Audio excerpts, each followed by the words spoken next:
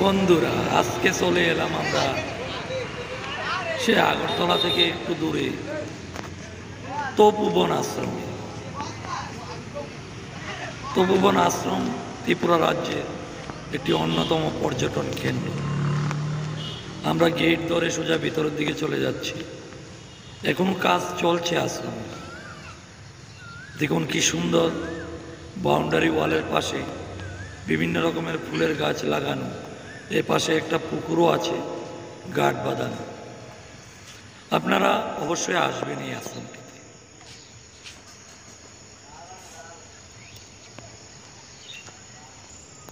মনোমুগ্ধকর পরিবেশ এবং সুন্দর বিভিন্ন রকমের ফুল গাছ লাগিয়ে লাগিয়ে এই আশ্রমটিতে আরও সুন্দর করে তুলেছে।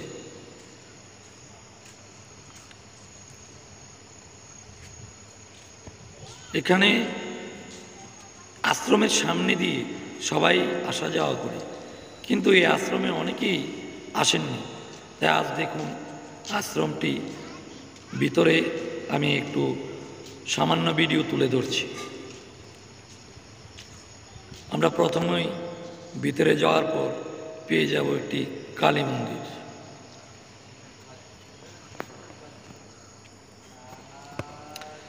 এই মন্দিরে ভক্তদের যদি কোনো মানত থাকে বা কেউ পুজো দিতে ইচ্ছুক, পণ্ডিত বা ব্রাহ্মণের সঙ্গে যোগাযোগ করলে অবশ্যই এখানে পুজো দিতে পারবেন।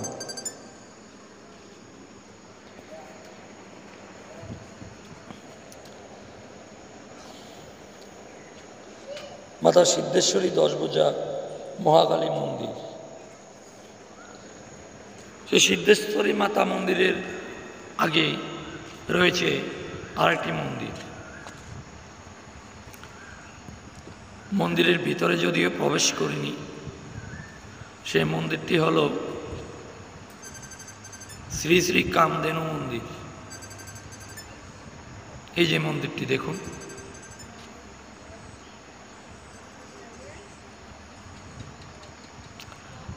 আর এই হলো মাতা সিদ্ধেশ্বরী কালী মায়ের মন্দির। প্রতি অমাবস্যায় এখানে পুজো দেওয়া হয়।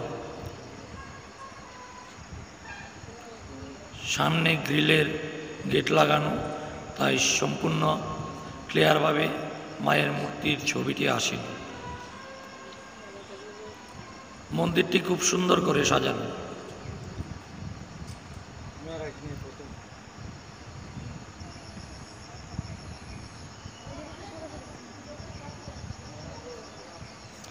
মন্দিরের আশেপাশে রয়েছে বিভিন্ন রকমের ফুলের গাছ।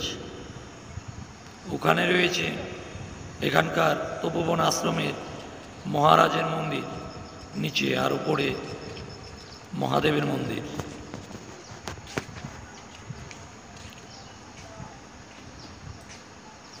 আমরা এখন আস্তে আস্তে উপরে চলে যাব সে শিবলিঙ্গটি দর্শন করার জন্য।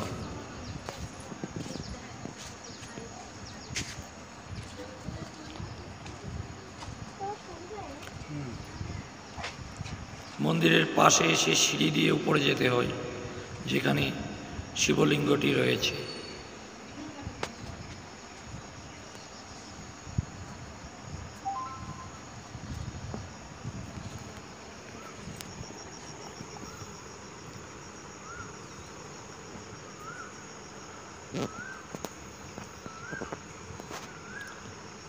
এখানে লেখা আছে উপরে শিব মন্দিরে 2 মিনিটের বেশি সময় নেওয়া যাবে না। 2 মিনিটের মধ্যে প্রণাম করে নিচে চলে আসতে হবে।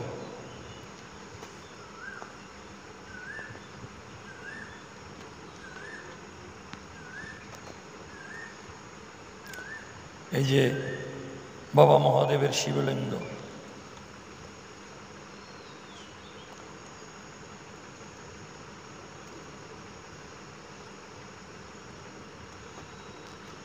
এদিকে নিচে নামার একটি সিঁড়ি রয়েছে, কিন্তু আমরা এদিকে যাব না, যেদিক দিয়ে উঠেছি ওদিকে যাব।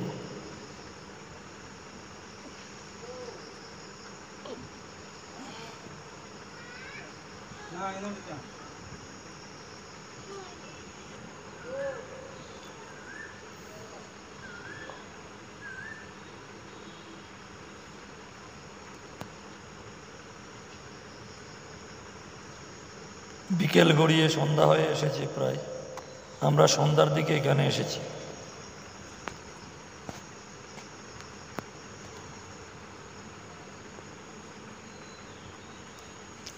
তপোবন আশ্রমের মন্দির।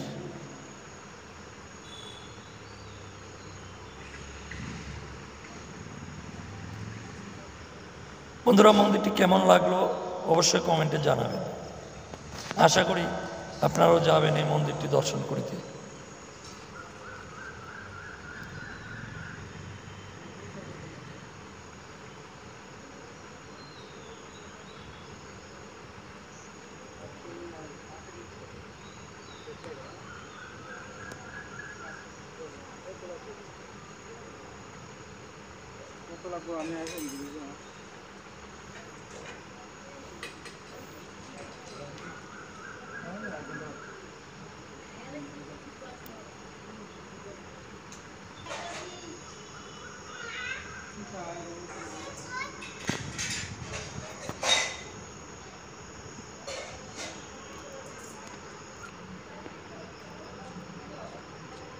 আমাদের হাতে সময় কম, সন্ধ্যা গড়িয়ে আসছে, মন্দির দেখা প্রায় শেষ।